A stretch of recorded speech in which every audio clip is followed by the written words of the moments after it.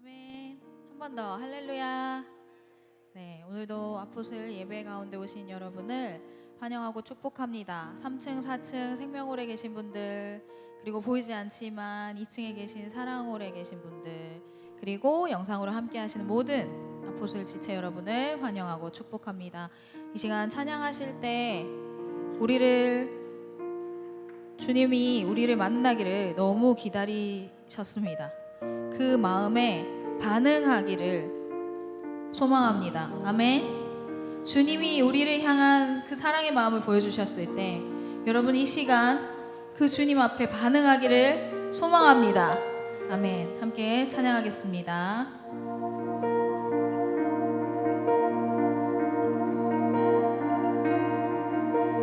나의 사랑 너는 어여쁘고 참 귀하다. 어느 보석보다 귀하다. 내가 사랑스럽지 않을 때 너를 온전히 사랑하고 너와 함께하려 내가 왔노라.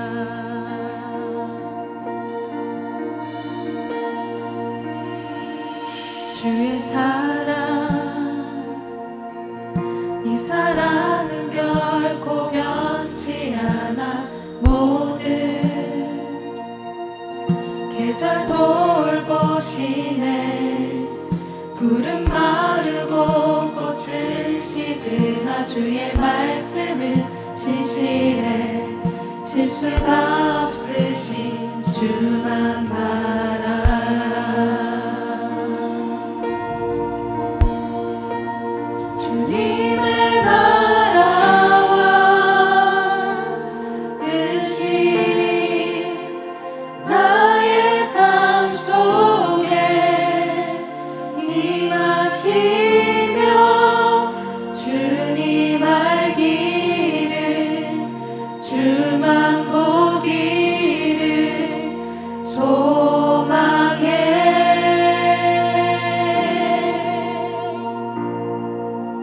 거룩히 살아가 힘과 두려움 없는 믿음 주신 나의 하나님. 완전한 사랑 찬양해. 다시 한번 처음부터 고백합시다. 나의 사랑, 나의 사랑 너는 어여쁘고 참 귀하다. 어느 보석보다 귀하다. 내가 사랑스럽지 않을 때 너를 온전히 사랑하고 너와 함께하려 내가 왔노라. 주의 사랑, 이 사랑은 결코 변치 않아. 모든 계절 돌보시네. 풀은 마르고 꽃은 시드나 주의 말씀은 신실해. 실수가 없으신 주만 바라. 주님의 나라와 뜻이 나의 삶 속에 임하시며 주님 알기를 주만 보기를 소망해.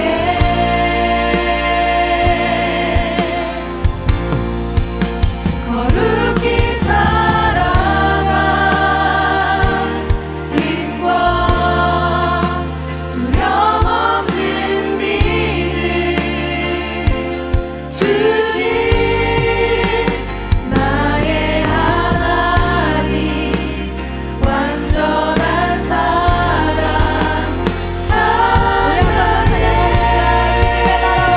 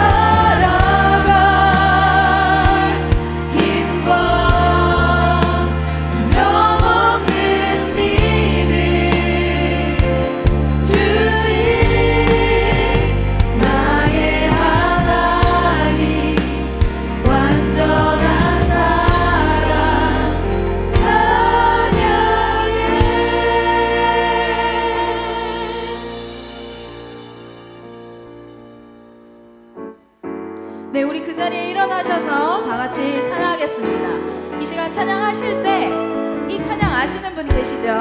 Thank you Lord라는 가사가 나와요. 그때 율동을 할 겁니다. 저를 보시고 Thank you Lord 이렇게 Thank you Lord 나는 주님의 아니냐 Thank you Lord Thank you Lord 이렇게 Thank you Lord가 나오면 율동을 해주시면 돼요. 하트를 하실 때는 크게 하셔도 되고 작게 하셔도 되고 하나님 앞에 내 마음을 마음껏 표현하는 겁니다. 어떻게 표현해도 상관없어요. 자, 그리고 후렴을 하실 때 믿을 수 없던 그 사랑이 나올 거예요. 그때 박수를 2번, 1번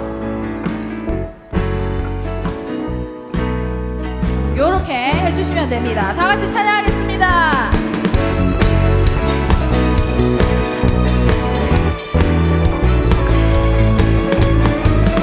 저 잘 못해요. 박치라서 여러분이 해주셔야 돼요. 그 사랑 이유 없이 날 사랑해 주님께 드릴 것이 나 없는데 그 사랑 이유 없이 날 사랑해 주님을 나도 사랑해 아무런 이유 없다니 믿어지나요 내게 찾아온 주님의 사랑 믿을 수 없던 그 사랑이 이뤄지던 그 순간에 새 생명으로 태어났네 나는 주님의 어리다 Thank you Lord Thank you Lord 하나님 앞에 표현하는 거예요. 주님의 어린양 한 번 더 Thank you Lord Thank you Lord 사랑해 Oh yeah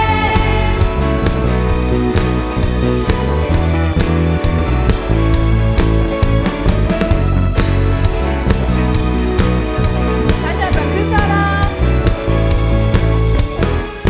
그 사랑 이유 없이 날 사랑해 주님께 드릴 것이 나 없는데 그 사랑 이유 없이 날 사랑해 주님을 나도 사랑해 아무런 이유 없다니 믿어지나요 내게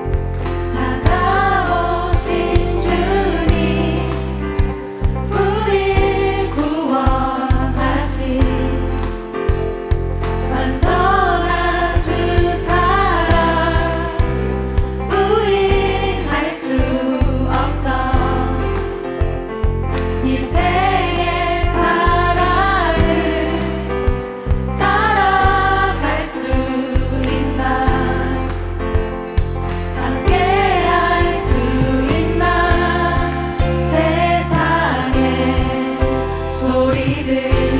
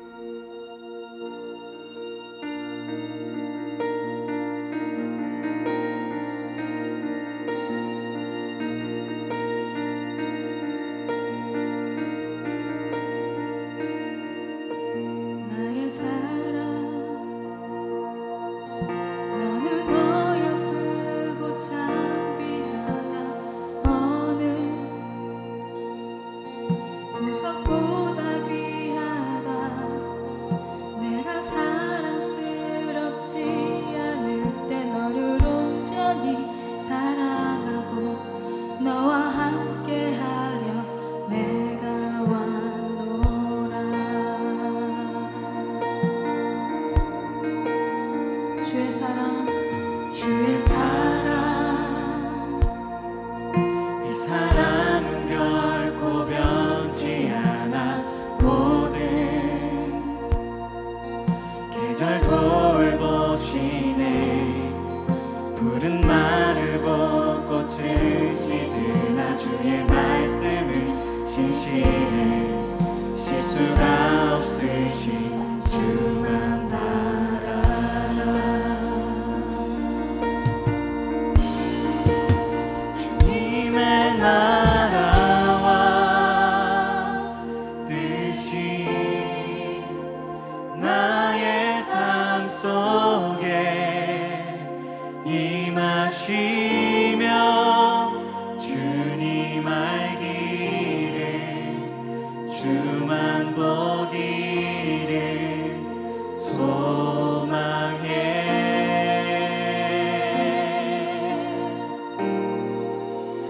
거룩히 살아가 힘과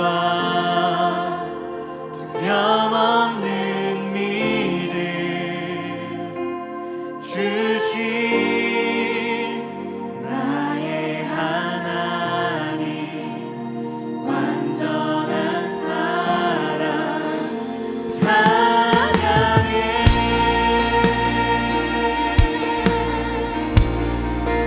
나의 사랑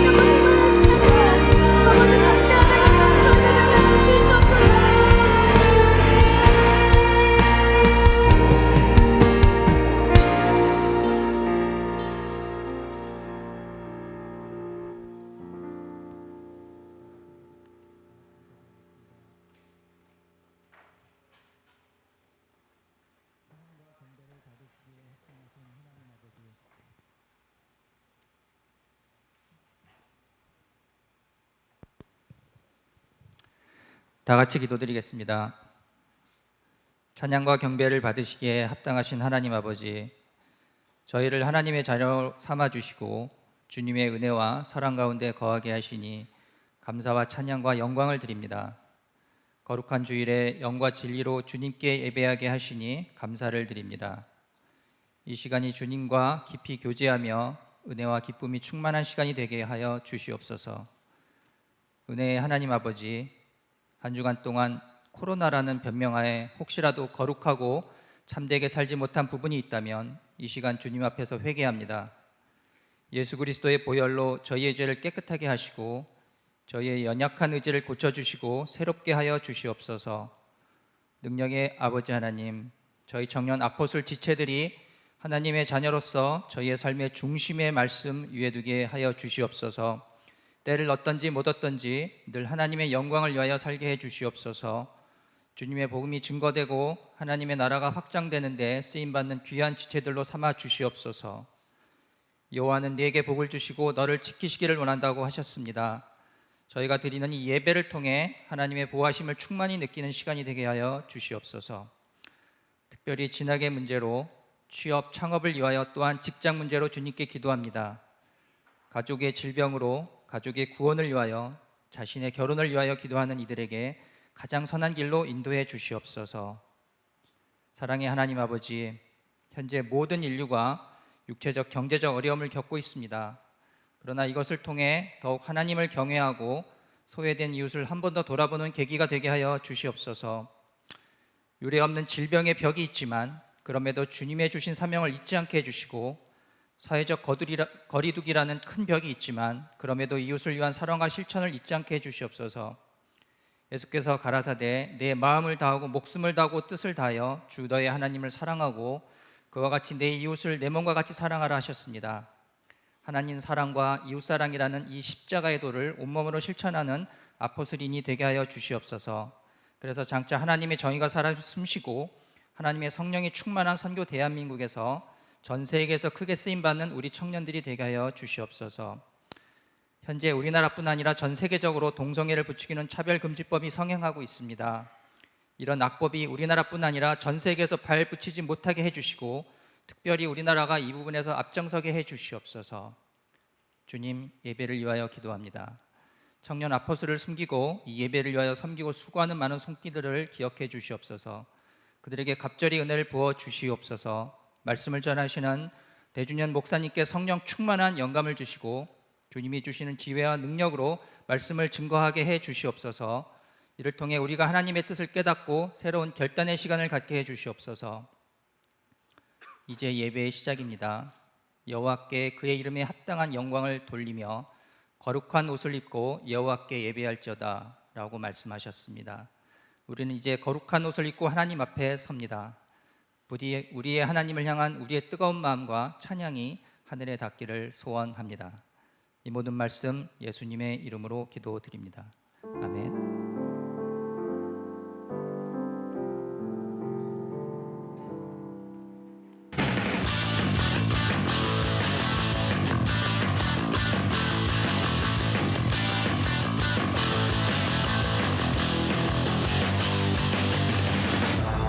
청년 아포슬 10월 18일 뉴스입니다. 대구 동신교회 청년 아포슬은 정부 차원의 감염병 예방 수칙을 철저히 준수하며 정상적으로 예배를 드리고 있습니다. 가능하신 모든 분들은 걱정하지 마시고 현장에 오셔서 공동체 예배를 드리시기 바랍니다. 이단의 유입을 막고 교회와 성도들을 보호하기 위해 교회 출입 시 스마트 교인증을 확인합니다. 교회 등록을 원하시는 분은 비정관 1층에서 카드를 작성해 주시고 예배 후 비정관 3층 302호로 오시기 바랍니다. 예배 중에는 꼭 그린존 스티커가 부착된 좌석에 앉아주시고 예배가 끝날 때까지 반드시 마스크를 착용해 주시기 바랍니다. 헌금 시간에 헌금 바구니가 돌지 않도록 의자 중간에 앉으신 분들은 복도 쪽으로 이동해서 헌금해 주시기 바랍니다. 영상 예배 시 헌금은 온라인 헌금으로 대체합니다. 예시를 잘 지켜서 송금하시기 바랍니다.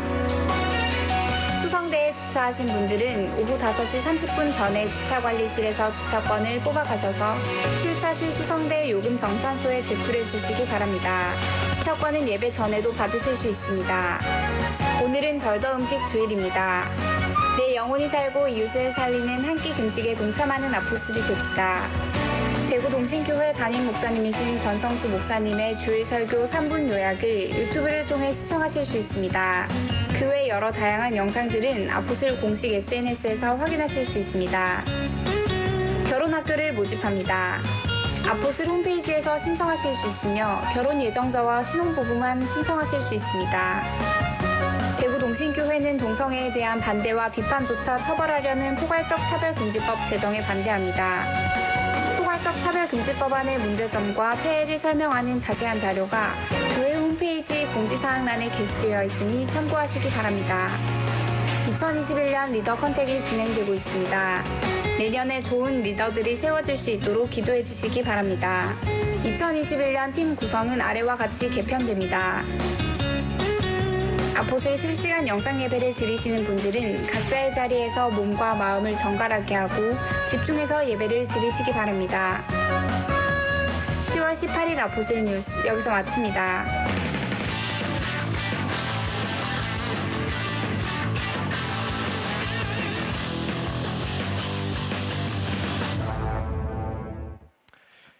샬롬 작년 아포슬 예배에 참석하신 여러분들 주님의 이름으로 환영하고 축복합니다. 너무 반가워서 말이 꼬이네요. 여러분들 너무 반갑습니다. 이제 공동체 예배로 명절도 끝났고 하니까 많이들 나오셔요. 자, 지금 인터넷으로 보고 있는 여러분들 오셔야 됩니다. 살람은 나와야 됩니다. 자, 옆에 분들하고 한번 눈 인사하겠습니다. 잘 나오셨습니다. 네, 서로 반갑죠? 네, 맞아요. 그래요. 공동체 예배로 꼭 참석해 주시기를 바랍니다. 덜도 음식의 날입니다. 한 끼 굶어도 죽지 않습니다. 여러분의 섬김을 보여주시기 바랍니다. 교육과 훈련 잘 보셨고요. 결혼학교가 11월 7일부터 28일까지 있습니다. 커플 신혼부부 신청해 주시기 바랍니다. 오늘 주차 수성대 주차 못 하셔서 되게 불편하셨죠? 다음 주부터는 주차가 가능하니까 또 수성대 주차하시고 또 이제 그 주차권 꼭 잘 뽑아 가주세요. 제가 사람을 워낙 좋아하다 보니까 저도 수성대 되면서 주차권 막 안 뽑아갈 때가 있거든요. 가리 늦게 가면은 막 관리 집사님 표정이 막 이런데 막 목사니까 뭐라 하지도 못하겠고 막 이러면서 이제 주더라고요. 그러니까 여러분들 일찍 가세요. 자, 2021년 리더 컨택 중에 있습니다. 여러분들 컨택이 오면 어떻게 해야 돼?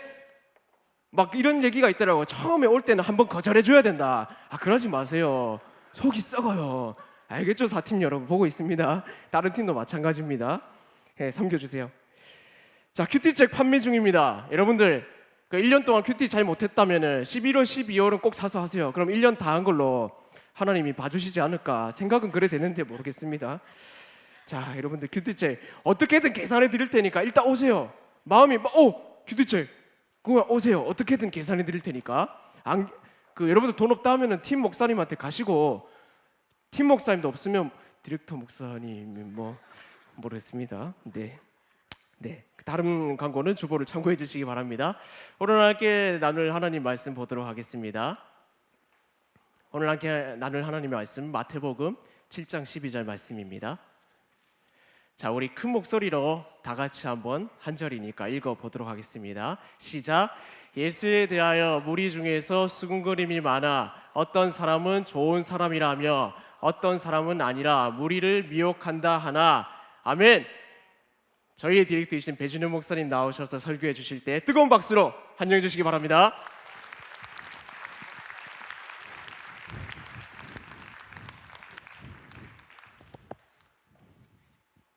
네, 여러분 반갑습니다.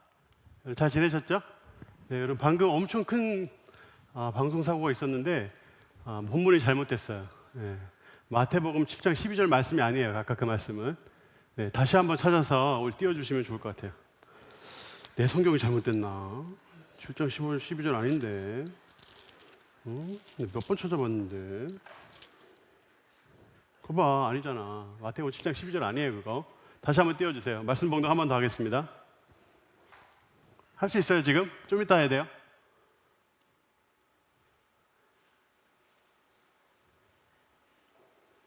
방금 내 눈을 의심했어요. 그 말씀 아닌데. 깜짝 놀랐어요. 방송실 돼요? 안 돼요? 좀 이따 해야 돼요? 지금 할 수 있어요? 된대요. 네, 된대요. 자, 마태복음 7장 12절 한번 띄워주시고 다 같이 한번 읽고 설교 시작하겠습니다. 본문 제 자막 중에도 여러 개 있어요. 7장 12절은. 아무거나 띄워주시면 돼요. 일단 띄워만 주시면 다 같이 한번 읽어보게.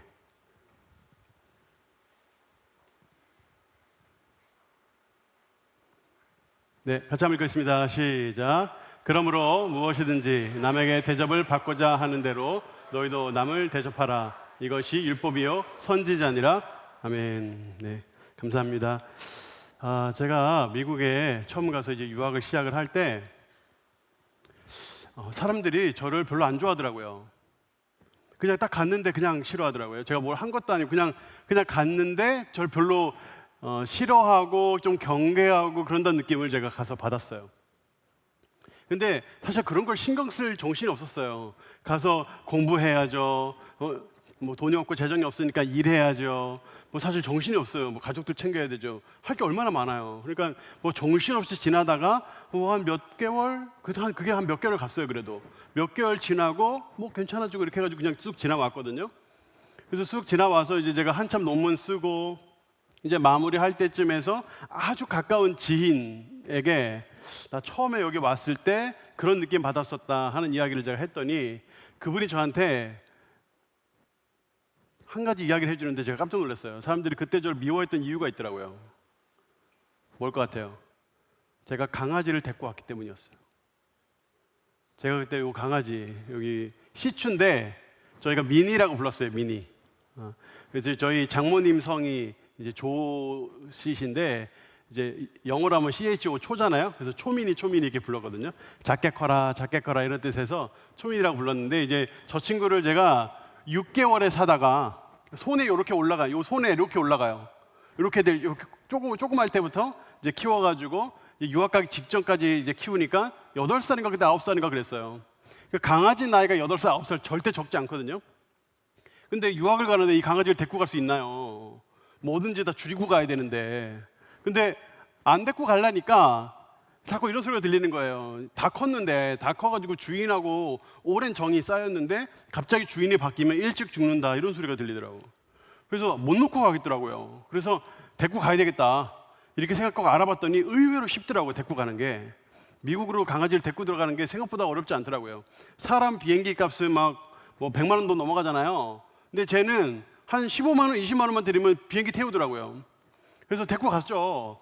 데리고 갔더니 이제 사람들 생각해 보세요. 유학을 왔는데 유학을 와서 다들 유학생들은 가난하잖아요. 다들 가난한데 강아지를 데리고 왔대. 그럼 어떤 생각이 여러분 들 것 같아요? 부자인가 보다. 이런 생각이 들고 아니면 이상한 사람이다. 이런 생각이 들지 않겠어요? 그런 선입견이 있었던 것 같아요. 그래서 사람들이 저를 굉장히 부자로 알았대요. 제가 그 얘기를 딱 들으니까 생각나는 게 있는 거예요. 제가 처음 왔을 때 사람들이 그렇게 저한테 돈을 빌리러 왔어요. 자꾸 저한테 돈 빌려달라고 그러는 거예요. 나 돈 없는데. 나 먹을 돈도 없는데 지금. 나도 지금 돈이 없어가지고 저 굉장히 고학했거든요. 일주일에 5일을 일했어요. 일주일에 5일을. 이틀은 사역하고 3일은 아르바이트하고. 그 3일도 아주 빡세서 그래도 돈을 좀 주는 그런 아르바이트를 안 하면 생존 자체가 불가능했으니까 정말 죽을 똥 살 똥 일하면서 공부했거든요. 근데 사람들이 자꾸 저한테 돈을 빌리러 오는 거예요. 그럼 내가 돈 없다 그러면 기분 나빠하는 거예요. 그래서 그게 왜 그런가 했더니 그게 이렇게 짜맞춰지더라고요. 그래서 사람들이 그때 저를 한 몇 달 동안 경계했어요. 저를 알아가면서 오해가 풀리기까지. 그게 참 쉽지 않대요. 그게 참 어렵더라고요. 제가 처음에 대구를 왔는데 대구 왔을 때는 어땠을까요? 서울에서 왔다 그러고 미국에서 공부하고 왔다고 하고 이러니까 사람들이 일단 경계하고 보더라고요. 요즘은 안 그래요. 그때는 우리 동신교회에도 서울에서 온 사람이 거의 없었어요. 딱 경계하더라고요. 청년들도 살짝 경계하더라고요. 저를. 그래서 근데 청년들은 마음이 좋고 또 제가 가까이에서 이제 있으니까 금방 풀렸는데 그때 제가 앞에 서가지고 저는 청년부 맡아가지고 한 번도 전 항상 작은 교회에 있었으니까 한 번도 제가 매주마다 설교를 안 한 적이 없는데 동신교회 왔더니 5주를 한 달 넘게 축도만 시키더라고. 축도만. 그래서 제가 뭔가 이게 뭔가 싶어가지고 제가 그때 적응이 안 돼가지고 올라와가지고 축도 전문 목사 배준현입니다 막 이러면서 축도하고 그랬어요. 그러니까 이제 애들이 이렇게 청년들이 가깝게 하고 이렇게 해가지고 금방 풀렸는데 사역자들은 몇 달 갔어요 그때. 어떤 사역자는 제가 인사하면 인사도 안 받았어요. 경계하는 거죠. 뭔가 그런 게 있는 거예요. 약간 텃세 이런 게 있는 거예요. 여러분 그런 거 혹시 느껴보신 적이 있는지 모르겠어요. 여러분도 텃세 부리고 있을 수 있어요. 여러분도 모르는 중에. 제가 그때 아주 친했던 박동진 목사님께 한 몇 달 지나서 제가 솔직하게 이야기를 했어요. 목사님, 제가 그런 거 느낀다 지금. 그랬더니 박 목사님이 알고 계시더라고요. 이해한다고 하시더라고요. 조금만 참으라고 하시더라고요. 얼음 풀리는데 시간 걸린다. 그래서 뭐 지금은 아무 문제 없지만 그때 처음에 와서 몇 달은 그랬어요. 여러분, 이런 것만 딱 봐도 인간관계 정말 쉽지 않아요. 내가 뭐 아무것도 안 했는데도 사람들이 그렇게 대해버리니까 뭐 방법이 없죠. 아마 저랑 문제는 달라도 아마 여러분들도 각자가 다 어떤 인간관계 관련된 문제들을 하나씩은 다 가지고 있을 거라고 생각해요. 참 인간관계가 쉽지가 않아요. 여러분, 그래서 제가 오늘부터 관계에 대해 설교하려고 해요. 여러분 삶에 가장 밀접하게 문제가 있는 그 문제에 대해서 한번 성경적으로 몇 번이 될지 모르겠지만 한번 설교를 해보려고 하는데, 오늘 일단 제가 인간관계 위치에 대해서 한번 말씀드리면서 설교를 시작할까요? 여러분에게 있어서 인간관계 위치가 무엇이고, 사회에서는 인간관계가 어떻게 받아들여지고 있고, 또 성경은 어떻게 말씀하고 있는가, 인간관계 위치가 무엇이냐 하는 것을 말씀드려 보려고 해요. 여러분, 요즘 이제 제가 상담을 많이 하잖아요. 제가 목사다 보니까 상담 많이 해요. 게다가 디렉터다 보니까 여러 연령층의 청년들을 상담을 해요. 한번 여러분들이 생각해 보세요. 열심히 노력해가지고 직장에 들어갔어요. 정말 가고 싶은 직장을 들어간 거예요. 그리고 이제 몇 달 지났어요. 그리고 목사님 힘들어요. 원톤 한번 해주세요. 그럼 만났어요. 무슨 얘기일까요? 고민이 뭘 것 같아요? 직장이 좋다, 싫다? 싫다. 힘들다. 때려치고 싶다. 이러는 거예요. 자, 뭐 때문일까요? 일에 업무가 많아서? 아니면 인간관계 때문에? 뭐 때문일까요? 인간관계 때문이에요. 100이면 100 그래요. 거의 다 그래요. 자, 여러분, 예를 들어서 두 사람이 이제 사랑해가지고 사귀기 시작했어요. 근데 그 둘 중에 한 명이 저한테 원통을 신청했어요. 목사님 힘들어요. 그럼 뭘까요, 여러분? 인간관계 문제 때문이죠. 근데 참 재밌는 게 뭔지 아세요, 여러분? 남자들은, 형제들은 고민 상담하러 안 와요. 희한하죠. 자매들만 와요. 근데 형제들 올 때가 있거든요. 형제들 올 때는 대체로 이미 다 끝나서 복구 불가능할 때 와요. 희한하죠. 이거 아마 자존심 때문에 그런 것 같아요. 나의 문제를 같은 남자와 나눌 수 없다, 수컷과 나눌 수 없다, 이렇게 생각하나? 하여튼 대체로 그래요. 제가 경험한 바로는 그래요. 또 뭐 예를 들어서 이제 정말 잘 사귀고 예쁘게 사귀고 곧 결혼할 때 됐는데 싶은데 목사님 원투만 주세요. 그럼 문제가 뭘까요? 시부모님이나 아니면 처가 부모님이나 이런 부모님들하고의 관계 문제죠. 여러분, 이런 문제만 있나요? 여러분 뭐 직장에서나 뭐 이런 문제뿐만 아니라 가장과 사랑방원, 가장과 을장, 을장과 사역자, 사역자와 가장, 이런 등등의 여러 문제들이 사실 우리 주변에 도처에 있잖아요. 이게 다 인간관계에 대한 문제라고요. 어려운 문제들이죠. 근데 이런 인간관계에 대한 문제들이 사실 우리만 가지고 있느냐? 그건 아니에요, 여러분. 어느 취업 포털 사이트에서 이렇게 조사를 했어요. 직장에 문제가 있다면 그 직장에서 뭐 때문에 더 스트레스를 받습니까? 업무입니까? 인간관계입니까? 10명 중에 7명이 문제가 있는데 그 중에 7명이 인간관계 때문이라고 했어요. 자, 인간관계라고 했는데, 인간관계라고 했을 때 선배나 상사 때문에 힘들까요? 후배나 부하 직원 때문에 힘들까요? 대체로? 네, 여러분이 생각하는 대로 바로 그놈 때문이죠. 상사나 또는 이제 선배 때문에 힘들다는 응답이 거의 대부분이었어요. 여러분, 이렇게 되다 보니까 인간관계가 피곤해요. 뭘 해도 피곤해요. 그러니까 2018년에 조사한 결과에 의하면 사람들이 인간관계를 축소하고 있대요. 인간관계를 안 가지려고 시도하고 있다는 거예요. 그래서 조사 결과가 이래요. 친구는 많을수록 좋다라는 명제에 대해 어떻게 생각하세요? 했더니 그 중에 2명 중에 1명은 아니다라고 얘기했어요. 친구는 많아봐야 소용없더라. 피곤하다는 거죠. 근데 또 묻는 거예요. 나는 앞으로 많은 친구를 만들고 싶다. 어떻게 생각하세요? 이렇게 물었더니 그 중에 34%는 그렇다고 얘기했지만 50%는 아니다라고 이야기했어요. 그렇다고 45% 얘기했고 아니다가 40%인데 이 수치는 계속 증가하고 있다는 것이 문제예요. 예년에 비해서 계속 높아지고 있대요. 그리고 또 나는 가끔씩 인간관계를 정리할 필요를 느낀다 라고 했을 때 58%가 그렇다. 인간관계를 정리해야 되겠다. 그러니까 이런 수치들이 계속 증가하고 있다는 거예요. 그러니까 인간관계를 안 가지려고 하는 수치들이 계속 증가하고 있대요. 매년마다. 그러니까 이제 우리들이 이제 인간관계 피곤하니까 좀 인간관계를 축소하고 가능하면 안 부딪히려고 하고 이런 성향이 강해지고 있다는 거죠. 여러분, 근데 우리가 인간관계를 안 하고 살 수 있나요? 인간관계 얼마나 중요한데요. 우리가 사실 인간관계 중요하다 다 알고 있잖아요. 그런데 여러분이 생각하는 것보다 인간관계는 훨씬 더 중요해요. 하버드 대학교에서 성인 발달 연구를 했는데, 제가 이 발달 연구는 사실 2016년에 설교할 때 한번 언급한 적이 있어요. 참가자가 724명, 75년 동안 연구했어요. 그러니까 이렇게 많은 사람은 이렇게 오랫동안 연구한 연구 결과가 없대요. 그게 굉장히 중요한 연구 결과인데, 제 주제가 뭐냐면 무엇이 사람을 행복하고 건강하게 하는가. 1938년에 처음 시작했어요, 이것이. 그래서 그때 당시 하버드 대생 중에 2학년생들과 그리고 그때 당시 보스턴에 살았던 빈민층의 사람들, 비슷한 또래의 청년들을 한데 묶어서 하나의 조사군으로 만든 거예요. 그래서 그들의 평생을 추적한 거예요. 어떻게 살고 있는지. 굉장히 많은 직업군들이 나왔다 그래요. 노동자, 변호사, 벽돌공, 의사 등등. 그 중에 한 명은 대통령이 됐대요. 이런 사람들을 쭉 조사를 한 다음에 이들이 행복 지수를, 이들이 행복하게 느끼는지를 조사를 하고 이것이 어떤 요소와 연결이 되어 있는가 하는 것을 조사를 한 거예요. 그래서 일단 가설을 세우는 거죠. 건강하면 행복할 것이다. 그런데 그때 당시에 건강도를 이제 콜레스테롤이나 뭐 이런 것들을 해가지고 이제 체크를 쭉 했는데 아무 상관이 없더라는 거예요. 행복하다고 대답한 사람, 행복 지수가 높은 사람하고 건강한 거는 아무 상관이 없더라는 거예요. 그러면 돈이 많거나 명예가 많거나 다 조사했는데 아무것도 안 맞더라는 거예요.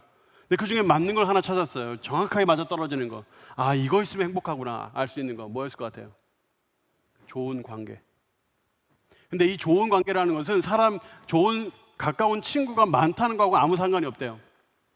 단 두세 사람이라도 가까이에서 마음을 나누고 삶을 나누고 생각을 나눌 수 있는 몇 사람만 있으면 그런 사람은 행복하다는 거예요. 그리고 놀랍게도 그런 사람은 건강하더래요. 그런 관계들이 건강까지 지켜주는 거예요. 그러니까 인간관계는 우리의 행복과 또 우리의 건강과 아주 밀접하게 연관되어 있다. 이것이 하버드 연구의 결과였어요. 여러분, 이것뿐일까요? 우리의 행복과 건강만 인간관계와 연관이 있을까요? 데일 카네기라는 사람이 있어요, 여러분. 데일 카네기 아세요, 여러분? 들어보셨을 거예요. 데일 카네기. 여러분, 이분을 그 철강 왕 카네기랑 앤드류 카네기하고 헷갈리는 분들이 굉장히 많아요. 어떤 책은 데일 카네기의 인간관계를 해놓고 앤드류 카네기 사진을 올려놓은 것도 있더라고요. 깜짝 놀랐어요. 다른 사람이에요. 데일 카네기는 앤드류 카네기의 그 기부하는 그런 모습에 감동을 받아서 자기 성을 바꿨어요. 데일 카네기. 그래서 이 카네기 마케팅의 최고의 수혜자다라고 이야기하는 것이 바로 이 데일 카네기인데, 이분이 책을 여러 권 썼어요. 아시다시피. 그래서 인간관계론 그 중에 한 권이죠. 5권이 전집으로 나와 있는데 굉장히 중요한 책이고, 실제로 어떤 조사에 의하면 성경 다음으로 많이 팔렸다라고 알려진 책이죠. 아마 여기 계신 분들 읽으신 분들이 많을 거예요. 이 데일 카네기 이분이 왜 인간관계론을 썼는가? 그럼 서론에 자기가 왜 그걸 썼는지를 설명을 하는데 뭐라고 하냐면, 너무너무 중요한데 이것이 인생 사는데 너무너무 중요한데, 근데 이것을 마음에 쏙 들게 쓴 사람이 없더라. 그래서 내가 썼다. 그렇게 썼어요. 그러면서 한 가지 조사 결과를 이야기를 하는데, 공학 일을 하는 사람들이, 그러니까 공학하는 사람들을 조사했나 봐요. 공학하는 사람들이 금전적인 성공을 거두기 위해 쓰여진 요소가 뭘까? 공학을 하는 사람이니까 공학 기술이 아닐까? 딱 15%래요. 그 영향을 미친 것이. 그럼 뭐가 그들의 금전적인 성공을 이끌어내는가? 인간관계라는 거예요. 인간관계가 그들의 금전적인 성공에 영향을 미쳤다. 데일 카네기가 그렇게 자신의 책에서 이야기를 했어요. 여러분, 리더십은 말하자면 어떻게 다른 사람에게 인정을 받고 사람들에게 영향력을 끼치고 이 사람이 앞으로 가면 다 따라가고, 이게 리더십이잖아요. 리더십, 인정을 받는 건데, 리더십의 전문가가 존 맥스웰이죠. 여러분 잘 아시다시피. 존 맥스웰이라는 사람이 아주 중요한 책을 냈는데, 리더십 21개의 법칙, 리더십 불변의 법칙이라고 해서 리더십에 대한 이 21개의 법칙을 쭉 나열을 했는데, 그게 바로 이것이에요. 한번 표 한번 보여주시겠어요? 이거예요. 21개. 근데 그 중에 줄잡아 밀접한 연관이 있는 것 9개가 인간관계와 연관이 있어요. 다른 것들도 억지로 말하면 끼워 넣을 수 있어요. 그런데 확실하게 이거는 인간관계와 관련이 있다 하는 것이 최소한 9개. 리더십의 거의 40%에 해당되는 숫자예요. 대단한 거죠. 여러분, 인간관계는 우리에게 얼마나 중요한지 몰라요. 우리의 행복과 연관이 있고 건강과 연관이 있고 또 우리의 이 인정을 받고 안 받고도 문제가 있고 관련이 있고 또 우리의 금전적인 성공에도 관련이 있어요. 인간관계 얼마나 중요해요. 인간관계는 여러분이 생각하는 것보다 훨씬 더 중요해요. 여러분 부모님이나 어르신들에게 물어보세요. 인간관계가 얼마나 중요한가. 인간관계는 정말 중요해요. 근데 여러분 여기서 우리가 꼭 놓치지 말아야 될 아주 중요한 것이 있어요. 근본적으로 이 모든 인간관계에 대한 강의라든가 책들은 대부분 일반 심리학에 기초하고 있다는 거예요. 일반 심리학은 기본적으로 인본주의를 주제로 합니다. 사람을 주제로 하는 거예요. 그리고 그 기반을 인본주의에 뒀어요. 그러니까 인간관계 해야 돼. 왜? 행복해야 되니까 내가. 인간관계 해야 돼. 왜? 내가 건강하려고. 인간관계 해야 돼. 왜? 내가 금전적인 성공을 사람들에게 인정받아야 되니까. 이렇게 생각을 한다는 거예요, 사람들이. 그러니까 인간관계를 해야 돼. 그러면 그거 해야지. 왜? 나를 위해서. 이게 바로 일반 심리학에 기초한 인간관계에 대한 내용들. 여러분들 안에 이런 생각이 꽉 차 있죠. 여러분도 여러분이 모르는 사이에 꽉 차 있는 거예요. 여러분 근데 성경은 어떻게 할까요, 여러분? 이 일반 심리학은 인간 중심이지만 성경은 하나님 중심이에요. 하나님 중심의 인간관계를 말씀하고 있어요, 성경은. 그런데 하나님 중심의 인간관계는 어느 순간 다 사라지고 없고 우리 머릿속에 가득 차 있는 게 뭐라고요? 사람 중심의 인간관계만 꽉 차 있는 거예요. 일반 심리학의 영향을 받아서. 인간관계를 볼 때 인본주의로 보이는 이유는 우리가 보통 알고 있는 이 모든 이런 이 이론들의 기반에 프로이드나 융의 어떤 이론들이 깔려있기 때문에 그렇대요. 그래서 프로이드 같은 경우에 인간의 본성에서 인간의 행동과 정신이 나온다. 인간이 쾌락을 느끼는 방향으로 움직이고 쾌락을 느끼는 방향으로 살아간다는 거예요. 근데 그것이 막히거나 그것이 잘 안 됐을 경우에 문제가 생긴다. 그러니까 이런 쾌락들 인간의 본성에 좀 더 이렇게 본성을 느끼고 그렇게 살 수 있도록 도와주면 더 행복해지고 더 잘 살 수 있다. 아주 소름 끼칠 정도로 사람에게 집중되어 있는 이론. 이게 바로 일반 심리학의 기본이라는 거예요. 그러니까 여러분 이것이 교회에 자연스럽게 들어와 있어요. 우리가 그와 같은 책들도 읽고 그와 같은 강의들도 듣고 그와 같은 이야기들이 팽배하기 때문에 나도 모르는 사이에 우리의 인간관계는 사람의 생각, 사람의 필요, 본능, 쾌락에 뿌리 내리고 있는 거죠. 그러니까 나도 모르는 사이에 나도 인본주의적인 하나님 중심이 아닌 인본주의적인 인간관계를 하고 있는 거예요. 그러다 보니까 어떻게 되나요? 교회에서도 사랑방에서 마음에 안 드는 사람이 있으면 목사님 사랑방 바꿔주세요.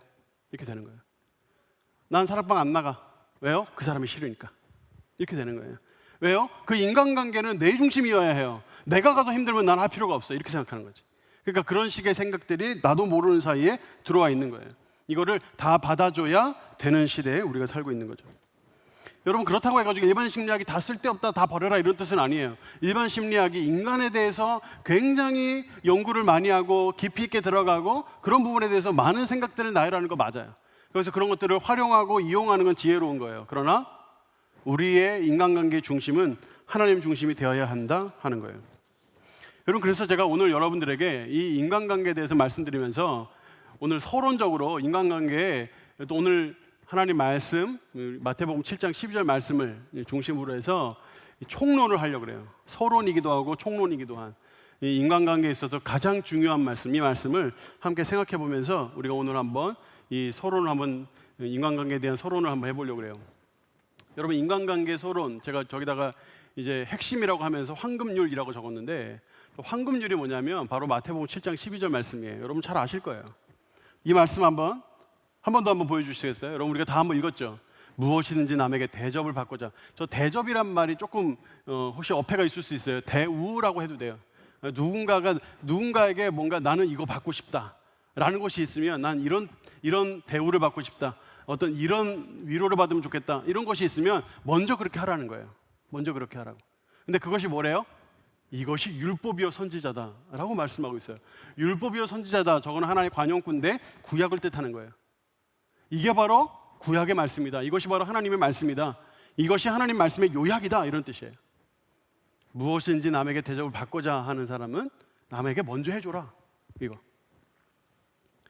이것을 알렉산더 세베루스라는 황제가 항상 재판을 할 때마다 큰 소리로 외치게 했대요, 이 말씀을. 그리고 이 말씀을 가장 잘 보이는 곳에다가 금으로 박아 넣었대요. 그래서 그때부터 저걸 황금유리라고 부른대요. 그래서 뿐만 아니라 자신의 왕궁뿐만 아니라 하여튼 눈에 보이는 좋은 건물들에는 다 저걸 박아 넣으라고 했었대요.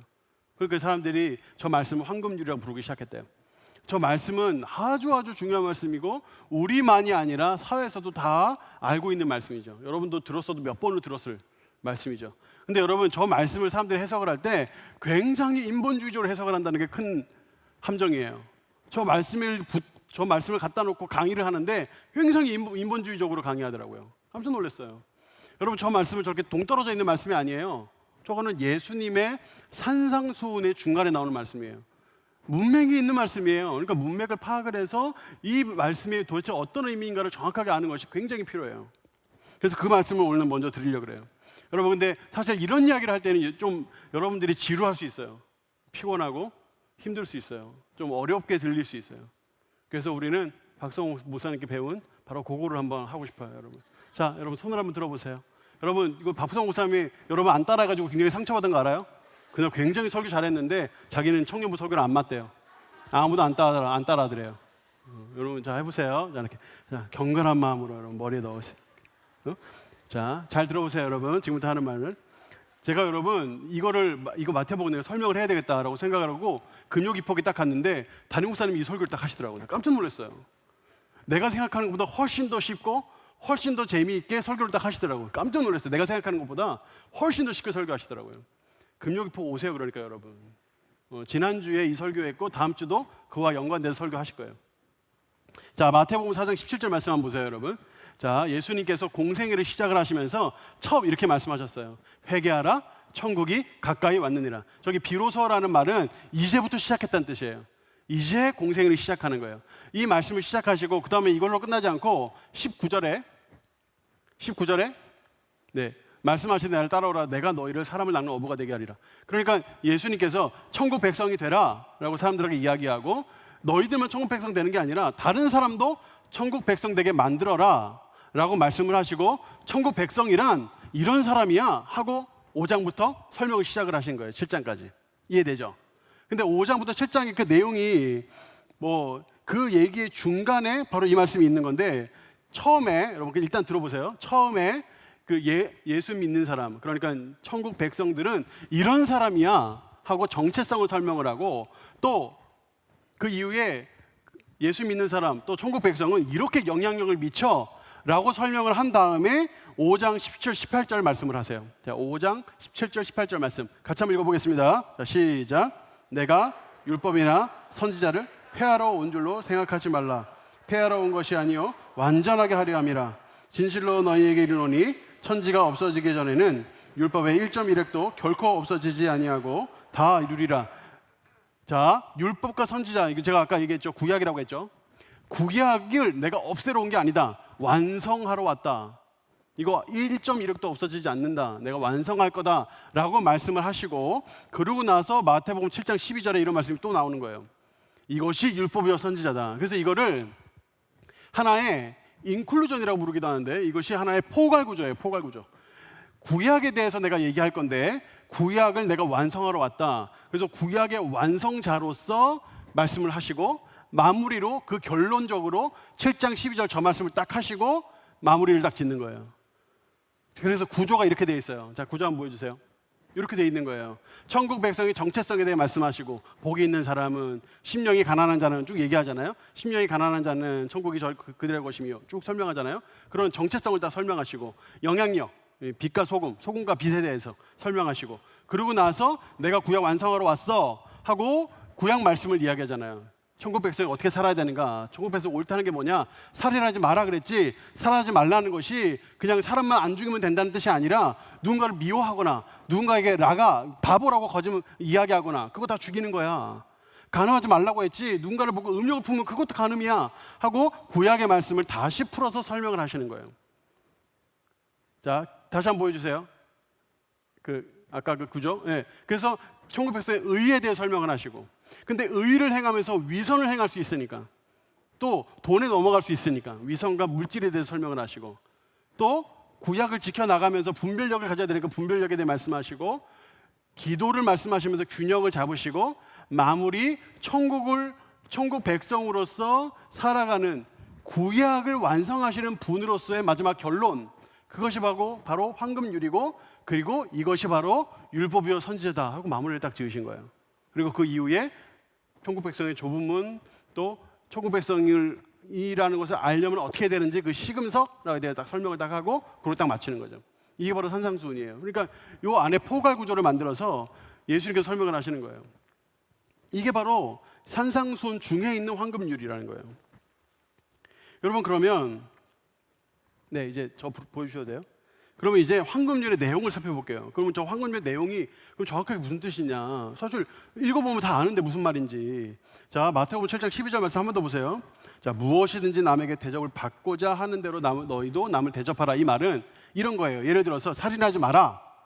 살인하지 말라 그러면 뭐 살인하지 말면 뭐 안 죽이면 그만이지 뭐. 미워하는 건 괜찮겠네. 그게 아니라 누군가를 바라볼 때 오죽하면 그렇게 했을까를 생각하라는 거예요. 오죽하면 그렇게 했을까? 나라면 어땠을까? 이런 생각을 해보라는 거예요. 나라면 어땠을까? 나라면 어땠을까? 그러면 죽이려는 마음이 드는 정도가 아니라, 죽이지 않아야 되겠다는 마음이 드는 정도가 아니라 미워하지 말아야 되겠다 하는 생각이 들 거라는 거예요. 뭔가가 없어졌어. 도둑질을 당했어. 그러면 얼마나 그 마음이 힘들겠어요. 귀한 걸 잊어버렸는데. 그 마음을 알아보라는 거예요. 내가 누군가에게 도둑질을 하려고 생각을 할 때 그 사람이 만약에 내게 없어졌으면 어떻게 됐을까? 나라면 어땠을까? 이런 생각을 해보라는 거예요. 나라면 어땠을까라고 생각을 해보면 남의 거를 도둑질을 하는 것 정도가 아니라 탐하지 말아야 되겠다는 생각을 하게 될 거라는 거예요. 황금률의 내용이 바로 그거인 거예요. 여러분 그거 아세요? 도둑 맞아서 제일 속상해하는 사람은 도둑질한 사람이라는 거 아세요, 여러분? 도둑질한 사람이 자기 거 누가 훔쳐가면 그렇게 속상해한대요. 자기가 그 사람의 입장에 안 돼봐서 그러는 거지.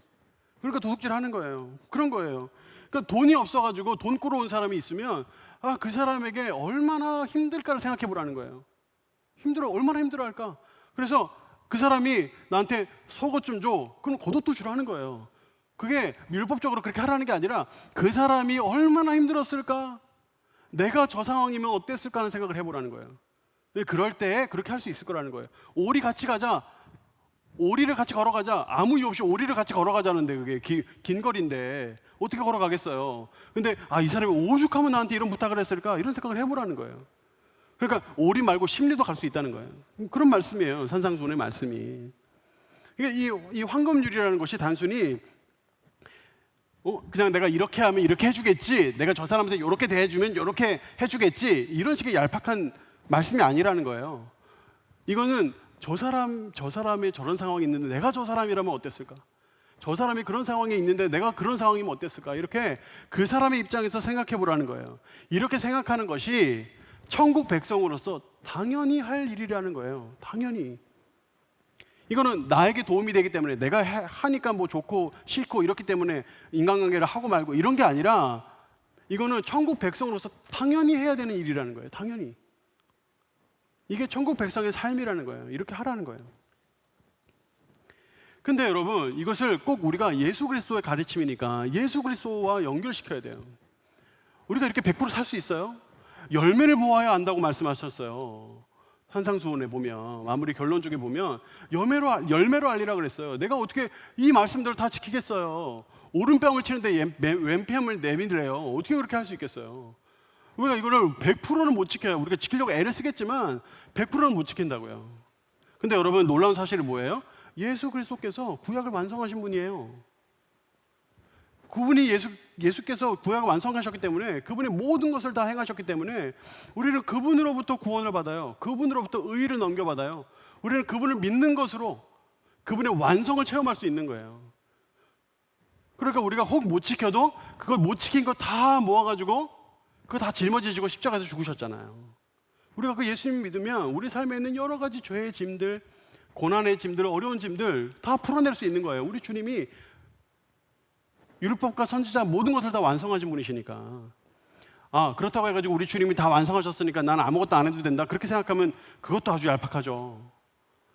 내가 주님이 그렇게 해주셨기 때문에 주님을 바라보며 천국 백성으로 살아야 되겠다. 천국 백성답게 살아야 되겠다 이런 생각을 자연스럽게 하는 거, 이것이 바로 이 황금률의 의미고 우리가 인간관계를 해야 되는 의미가 되는 거예요. 근데 그럼 이 인간관계를 구체적으로 우리의 삶에 어떻게 실천할 것인가? 여러분, 제가 일단 보통 일반 상담학에서 말씀하고 있는 이 경계해야 될 몇몇 솔루션들을 소개해 드리려고 그래요. 그러니까 보통 인간관계에 대해서 보통 설명을 할 때 이런 솔루션들을 보통 제시를 해요. 도라이는, 제가 죄송해요, 이런 표현을 써서 죄송합니다. 돌 플러스 아이는 어디에나 있다. 이런 솔루션을 일반 상담학에서 많이 주시더라고요. 그러니까 이런 거예요. 직장에 가면 상사가 여러분 이해하세요? 이런 표현 말고 더 맛깔나는 표현이 없어서 그래요. 이런 상사가 도라이거나, 상사가 도라이가 아니면 선배가 도라이거나, 선배가 도라이가 아니면 부하 직원이 도라이거나, 다 괜찮다 그러면 바로 네가 도라이다, 이런 말이 있어요. 이게 무슨 말이에요? 세상에 어딜 가도 도라이는 있다. 어딜 가나 도라이 있다. 그러니까 기대하지 마라, 기대하지 마라. 기대하지 말라는 거예요. 별로 그렇게 신경 쓰지 마, 이거예요. 교회에 와도 도라이가 있을까요, 없을까요, 여러분? 없다고 할 수도 없고 있다고 할 수도 없겠지 지금, 그죠? 없다고 하면 혹시 내가 도라이일 수도 있고 이러니까.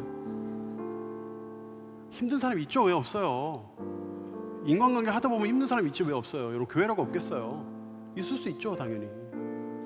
근데 여러분, 우리가 이런 사람들의 그 솔루션을 따라가면 어떻게 해요? 인간관계 할 필요 없지 뭐. 할 필요 없죠 뭐. 아, 저 사람은 도라이여서 그래, 이러고 말면 그만이잖아. 그냥 나하고 맞는 사람들하고만 가까이 지내면 돼요. 나랑 맞는 사람들하고만 팔짱 끼고 다니고, 나랑 맞는 사람하고만 같이 밥 먹으러 다니고, 나랑 맞는 사람하고만 다니면 돼요. 그럼 어떤 사람이 되는 거예요? 세상 사람들하고 아무 구별이 안 되는, 그냥 진짜 천국 백성이라고 볼 수도 없는, 그냥 세상 사람들하고 똑같은 사람 되는 거죠 뭐. 그냥 끼리끼리 노는 사람이 되는 거예요. 누군가가 팔짱 끼고 어디를 다니면 누군가는 소외됐다는 뜻이거든요. 그러니까 큰 사람은 못 되는 거예요. 많은 사람을 품을 수 있는 사람은 못 되는 거예요. 그냥 몇몇 사람들하고 친한 사람은 되겠죠. 본인은 행복할 수 있겠죠. 근데 천국 백성으로서 영향을 미치는 사람은 될 수 없겠죠. 두 번째 솔루션이 있어요. 너와 나의 균형이다 하는 솔루션을 주시는 분들이 있어요. 그러니까 너무 남에게 잘하려고 애쓰다 보면 네가 상처받으니까 균형을 맞춰라 하는 거예요. 근데 이거는 굉장히 좀 들을 만한 이야기인 것 같아요. 상당히 의미가 있는 말인 것 같아요. 근데 여러분, 여기에 빠진 게 있어요. 중요한 것이 하나 빠졌어요. 그것이 뭐냐면 하나님이에요. 하나님과 나와 이웃의 균형이 필요해요. 하나님과 나와 이웃의 균형이 필요해요. 좀 더 정확하게 말할게요. 최우선순위는 하나님이에요. 최우선순위는 하나님이에요. 하나님과의 관계가 제일 중요해요. 그러고 나서 나와 이웃의 관계가 중요해요. 여러분, 왜 그럴까요? 구약을 한마디로 요약하면요, 마태복음 22장 37절 38절 말씀이 돼요. 여러분, 이 말씀은 좀 길지만 중요하기 때문에 한번 읽어보겠습니다. 시작. 선생님, 율법 중에서 어느 계명이 크니까? 예수께서 이르시되 내 마음을 다하고 목숨을 다하고 뜻을 다하여 주 너의 하나님을 사랑하라 하셨으니 이것이 크고 첫째 되는 계명이요 둘째도 그와 같으니 내 이웃을 내 자신같이 사랑하라 하셨으니 이 두 계명이 온 율법과 선지자의 강령이니라. 온 율법과 선지자의 강령이다. 하나님께서 말씀하신 율법에 또 선지자의 가르침에 가장 중요한 말씀이 무엇이냐? 딱 두 가지로 요약하면 무엇이냐? 첫째가 하나님을 사랑하는 거예요. 그냥 사랑하는 거 아니에요. 마음을 다하고 목숨을 다하고 뜻을 다하여 하나님을 사랑하는 거예요. 그게 첫 번째예요. 제일 중요해요. 제일 중요한데 그 다음에 둘째도 그와 같다 그랬어요. 그 둘째도 뭐예요? 첫째만큼 중요하다. 둘째가 뭐래요? 이웃을 사랑하는 거라는 거예요. 여러분, 이것이 바로 우리가 왜 인간관계를 놓고도 하나님과의 관계를 가장 중요하게 생각하는지에 대한 아주 중요한 말씀이에요. 하나님께서는 우리에게 딱 두 가지를 명령하신다 그러면 저걸 명령하실 거예요. 하나님을 사랑하고 이웃을 사랑하라는 거예요. 근데 하나님을 사랑하는 것이 빠지면 이웃도 사랑할 수 없어요. 그럼 하나님을 사랑하는 것이 제일 먼저예요. 여러분 인간관계가 힘들어요? 여러분 그럼 생각해 보세요. 내가 하나님과의 관계가 어떤가 생각해 보세요. 내가 뭔가 누구와 자꾸 부딪히고 힘이 들어요? 내가 하나님과의 관계가 어떤가 생각해 보세요. 하나님과의 관계가 무너지면 인간관계도 자연스레 타격을 받게 되어 있어요. 거기에 기반을 둬야 돼요. 하나님을 사랑함에 기반을 둬야 돼요. 마음을 다하고 힘을 다하고 목숨을 다하고 뜻을 다해서 하나님을 사랑하는 거, 바로 거기에 목숨을 둬야 돼요. 거기에 기반을 둬야 돼요. 바로 그럴 때 여러분의 인간관계가 살아나요. 그러고 나서 나와 이웃을 바라봐야 되는데, 여기서 아주 중요한 거는 내가 나를 바라봐야 한다는 거예요. 여러분 아까 우리 마태복음 7장 12절 말씀 한 번 더 보세요. 여기 보세요. 남에게 대접을 받고자 하는 대로. 여러분 이거는 뭘까요? 내가 하고 싶은 게 있어야 돼요. 내가 하고 싶은 게 있어야 돼. 여러분이 때로는 인간관계가 힘든 분들은 자기 자신을 잘 몰라요. 내가 어떨 때 힘을 얻고, 내가 어떨 때 스트레스가 풀리면, 내가 어떨 때 용기를 얻을 수 있고, 내가 어떨 때 힘을 몰라. 이걸 몰라. 한 이틀 주고 쉬어, 편히 쉬어. 어떻게 쉬어야 되는지를 몰라요. 어떻게 쉬어야 되는지를 모르니까 쉬다가 코피가 터져요. 쉬지를 못하니까. 자기는 맨날 밤새도록 게임하는 게 싫은 것 같고, 자기가 뭔가 맨날 TV 앞에 앉아가지고 뭐 피자나 먹고 치킨이나 먹고 이러면 쉬는 건 줄 아는데, 그렇게 하면 몰라. 본인은 뭐 어떨지 모르겠지만 몸은 다 망가지는데 그게 쉼이에요? 모른다고. 내가 내 몸을 잘 몰라요. 사람들이 자기 자신을 잘 몰라요. 자기 자신을 돌아볼 줄 모르고 성찰할 줄 몰라요. 그러니까 남한테 뭘 해줘야 되는지도 몰라요. 그렇기 때문에 남과 이웃 간에 불균형이 생기기 시작을 하는 거예요. 그래서 여러분 이 말씀을 보세요. 이 말씀을 생각하면서 마태복음 7장 5절을 여러분 생각해 보세요. 어떤 의미가 있나 여러분 생각해 보세요. 외식하는 자여, 먼저 내 눈 속에 들보를 빼라. 여러분 이게 무슨 말입니까? 네가 네 자신을 좀 알아라, 그 말이에요. 네가 네 자신을 좀 알아라. 네가 지금 네 마음에 뭐가 있는지, 네 눈 속에 뭐가 있는지 그걸 먼저 알아라. 그걸 알아야 그걸 뺄 수 있고, 그걸 빼야 바로 볼 수 있다. 그 다음에 다른 사람의 들보를 빼달라고 해라. 그거예요. 여러분 우리는요 인간관계를 할 때 순수한 동기를 회복해야 돼요. 순수한 동기가 뭐예요? 하나님께서 나를 사랑하시고, 하나님께서 나를 인도하시고, 하나님께서 나에게 천국 백성 되게 해주셨으니 내가 천국 백성으로 살아야 되겠다. 이게 바로 순수한 동기예요. 내가 누군가 인간관계를 해가지고 뭔가를 얻어먹고, 내가 남한테 내가 이만큼 대우받고 싶어서 이만큼 했으니까 너도 이만큼 나한테 해, 이런 식의 동기 말고, 하나님의 자녀로서, 하나님의 백성으로서 내가 그분의 사랑에 감사해서 우리 하나님을 사랑하고, 하나님이 기꺼이 사랑해 주신 나 자신을 내가 사랑하고, 그 사랑을 가지고 다른 사람을 사랑하는 이런 순수한 동기가 우리에게 필요해요. 그래서 여러분 결론적으로 하나님 중심의 관계가 필요해요. 하나님 중심이어야 돼요. 여러분의 인간관계는 하나님 중심이어야 해요. 여러분 중심이었던 그 모든 중심에서 여러분 하나님 중심으로 옮겨가세요. 하나님이 최우선이어야 해요. 그러고 나서 나와 이웃 간의 관계를 맺는 거예요. 하나님이 최우선이어야 해요. 그리고 하나님의 사랑 안에서, 하나님의 그 풍성한 사랑 안에서, 그분의 임재 안에서 황금률을 실천하면 넘치는 인간관계의 복을 여러분도 누릴 수 있을 거예요. 이와 같은 삶을 사는 여러분 되시기를 예수님 이름으로 축복합니다. 우리 자리에 한번 일어나서 우리 함께 찬양하도록 하겠습니다.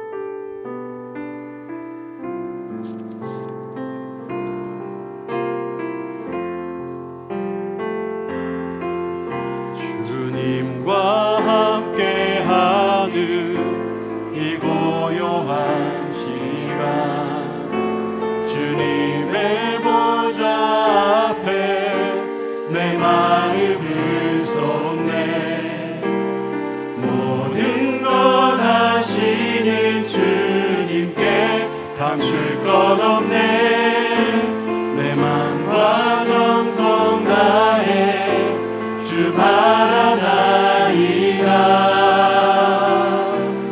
주님과 함께하는 이 고요한 시간, 주님의 보좌 앞에 내 마음을 쏟네. 모든 것 하시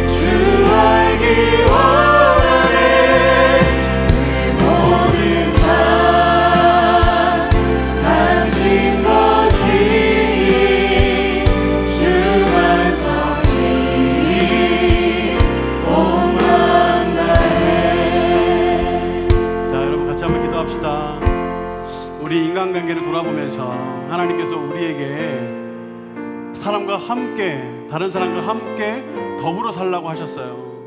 모이기를 힘쓰라고 하셨어요. 교제하라고 하셨어요. 근데 하나님께서 그렇게 하신 이유는 우리 행복하자고만 하는 건 아니에요. 하나님의 뜻이기 그런 거예요. 하나님의 천국 백성이 그렇게 살아야 하기 때문에 그런 거예요.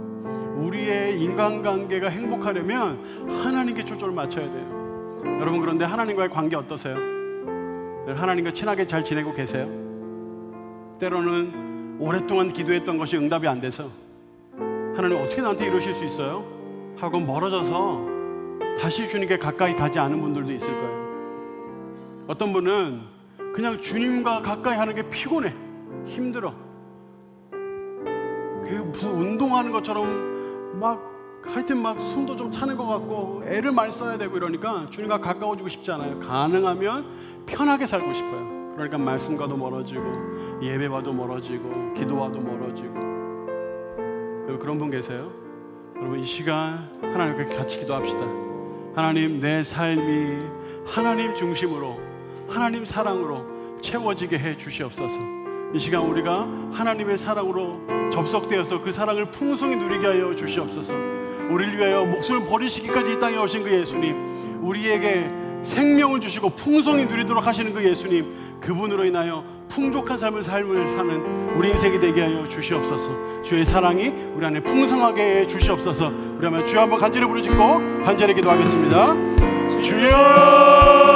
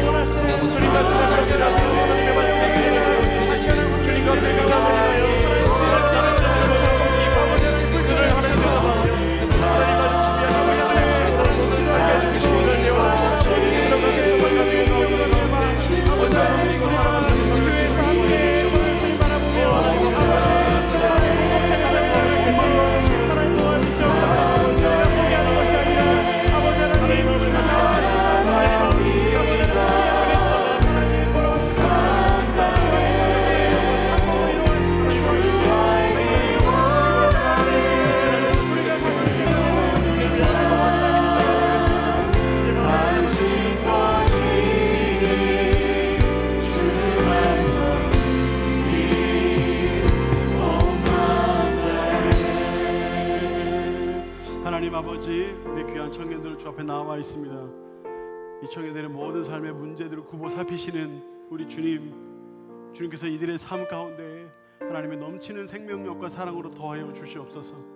이들이 인간관계 문제로 어려워하거나 또 삶의 여러 가지 문제로 고통스러워할 때 하나님, 이들에게 찾아가셔서 이들의 마음에 무엇보다 주님의 사랑과 주님의 생명으로 채우사 그것으로 인하여 먼저 만족하게 하시고 그 만족함을 가지고 이웃과 나의 그 깊은 또 균형 있는 삶을 살아갈 수 있도록 인도하여 주시옵소서. 우리의 모든 아픔을 아시는 하나님, 주님께서 우리 귀한 청년들 한 명 한 명의 삶을 굽어 살피셔서 문제와 어려움 중에 좌절하거나 넘어지거나 무너지는 것을 끝나지 않게 하시고 다시 일어나 주님과 동행하며 연단 중에 소망을 베푸시는 하나님을 체험하는 우리 귀한 청년들이 될 수 있도록 인도하여 주시옵소서. 또 하나님, 이 시간 영상으로 예배드리는 모든 이들을 굽어 살피사 코로나로부터 안전하게 지켜주시고 이들의 마음에 힘과 능력을 더하셔서 짧은 시간 내에 우리가 다 함께 모여 예배할 수 있도록 역사하여 주시옵소서. 은혜와 사랑 감사하며 예수님 이름으로 감사하며 기도합니다. 아멘. 우리 주님께 영광 박수를 드리겠습니다.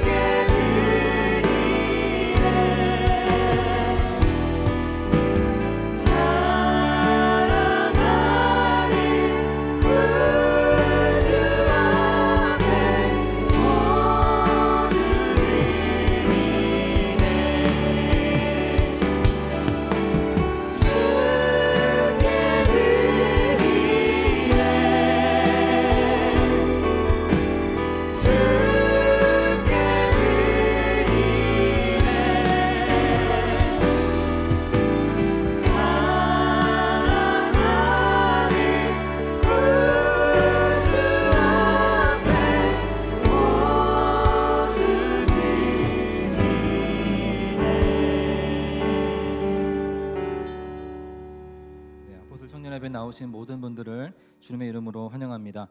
오늘 처음 오신 분들은 그냥 가지 마시고요. 예배 후에 꼭 302호실로 오시면 감사하겠습니다. 큐티책을 판매하고 있습니다. 네, 올해 마지막 큐티책이죠. 네, 꼭 구매하셔서 올 한 해 잘 마무리하시길 바랍니다. 축도 후에는 안내에 따라서 이동해 주시면 감사하겠습니다. 기도하겠습니다. 살아계신 하나님 아버지, 거짓과 미혹이 가득한 이 시대에 바른 진리의 말씀을 듣게 하시니 감사합니다. 이 시간 주님께 받은 은혜를 기억하며 온 마음과 정성을 다해 귀한 예물 올려드립니다. 기쁨과 감사함으로 드린 귀한 손길들을 기억하시고 그 위에 복되게 하셔서 특별히 그 가정과 직장 위에 은혜를 더하여 주시고 하나님을 섬기고 이웃을 섬기는 복된 삶을 살아가게 하여 주시옵소서. 특별히 코로나로 인하여서 여러 모양으로 고통받는 지체들이 있습니다. 그들의 일상 가운데 하나님의 손길이 이 헌금을 통하여서 흘러가게 하시고 모든 것이 하루속히 회복될 수 있도록 인도하여 주시옵소서. 우리 주 예수 그리스도의 이름으로 기도드립니다. 아멘. 이제는 우리 주 예수 그리스도의 은혜와 하나님 아버지의 크신 사랑과 성령님의 감화 감동 교통하심이 이 시간 하나님 중심으로 관계를 맺기로 결단하는 아포스톨 청년들 위해 이제로부터 영원토록 함께 있을지어다. 아멘.